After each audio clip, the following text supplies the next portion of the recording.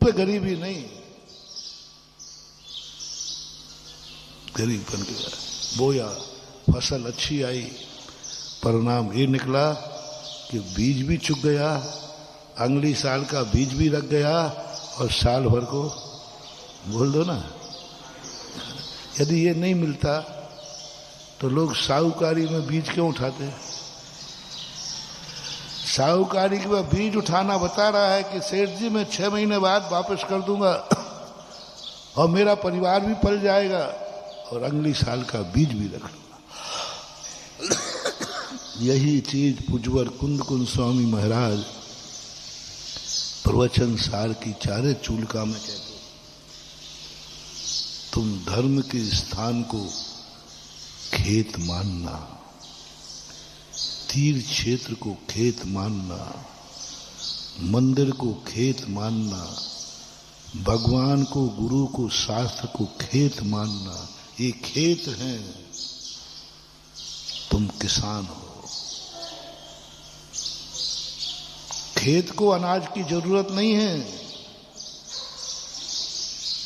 खेत को अनाज की जरूरत नहीं, तुम अनाज नहीं भी बोओगे तो वो तो घास फूस से भी हरा हो जाएगा।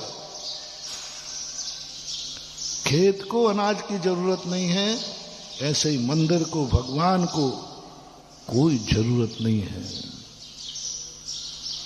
वो तो तुम्हारे बिना भी अमीर है, वो तो तुम्हारे बिना भी सुखी है, वो तो तुम्हारे बिना भी पूर्ण है। तुम्हारे एक मुट्ठी चावल से कुछ होने जाने वाला नहीं है। बस खेत मान लो, ये सब खेत है, इनके सामने खाली हाथ मत जाना, गरीबी मत दिखाना, गिड़गड़ाना नहीं, कितना ही गिड़गड़ाना, रोके मर जाना तो भी तुम्हारे लिए कुछ नहीं मिलने वाला इस दरवाजे से। किसान खेत के सामने गिड़गड़ा कर रो रो के खेत में प्राण दे दे तो क्या फसल आ जाएगी?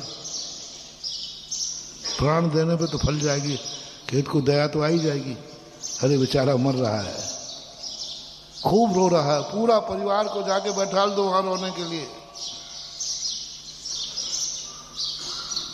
तो भी खेत कहता भैया तू मरना है तो मर जा, लेकिन मैं तुझे एक दाना भी देने वाला नहीं हूं।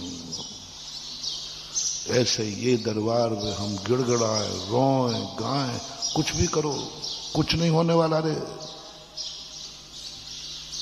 मैंने सब करके देख लिया, इसलिए बता रहा हूं तुम्हें।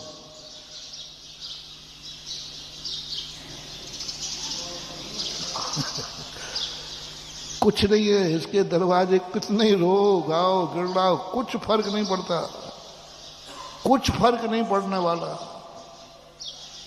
किंचित मात्र भी फर्क नहीं पड़ना, कोई दया होने वाला नहीं। ये खेत है, खेत तुम्हारे आंसुओं पर पिघलने वाला नहीं।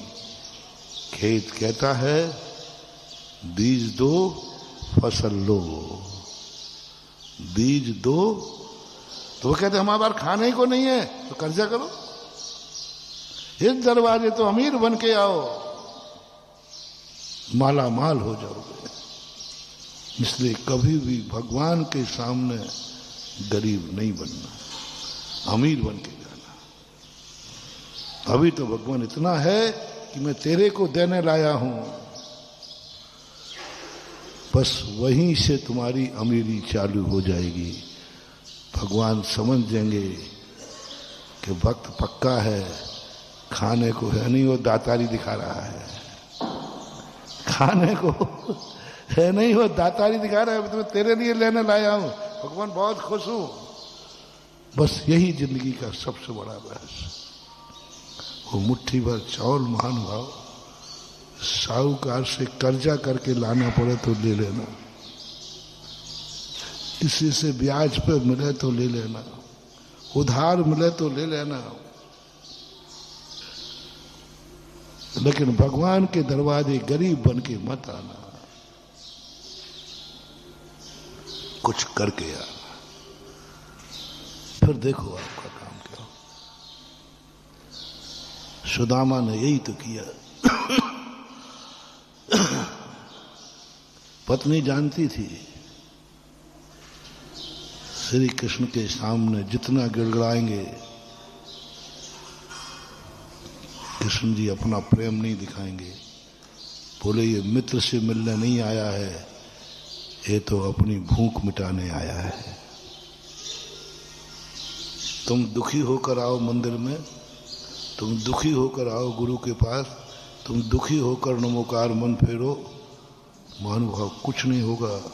तुरंत भगवान समझ लेगा, गुरु समझ लेगा, ये मेरे पास नहीं आया है, मेरे से प्रभावित नहीं हुआ है, ये अपनी परेशानी दूर करने आया है। मुझे भगवान नहीं मान रहा है, इसके तो अटके पे तो लोग गधे को बाप कह देते हैं, तुमने भगवान कह दिया तो कौन सा तीर मार लिया। हे भगवान, आप भगवान हो, हमारी समस्या दूर करो। अरे क्या भार है, लोग तो समस्या दूर हो तो यदि गधे से तुम्हारी समस्या दूर हो गए और कहे कि इसको बाप कहो तो अपन समस्या में हो, और कोई कहे कि भाई ये गधा है इसको बाप कह दो तो तुम्हारी सब समस्या दूर हो जाएंगी। बोलो कौन कौन बाप नहीं कहेगा।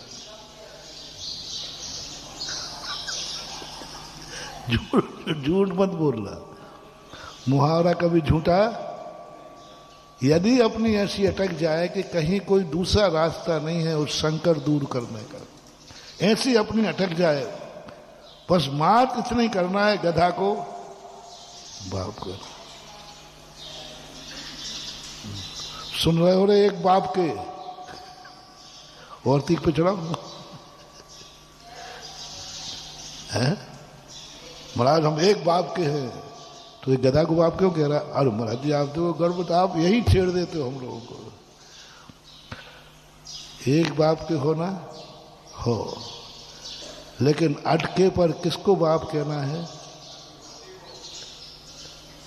ये मुहावरा गलत हो तो आप बताओ। अटके पर व्यक्ति कहां कहां नहीं झुक जाता। अटके पर हम जैनियों को देख रहे हैं, अपनी अटकी के लिए जहां जहां हमने मना किया वहां वहां धोख देते पाए जाते हैं। कहीं चबूतरा पे, कहीं पेड़ पे, कहीं आला पे, कहीं घर के आले बने उन्हीं में। बोलो जैनी कहां कहां धोख दे रहे हैं, कहां कहां अगरबत्ती लेके घूम रहे हैं, कहां कहां भूत उतरवा रहे हैं, कहां कहां की भभूत लगा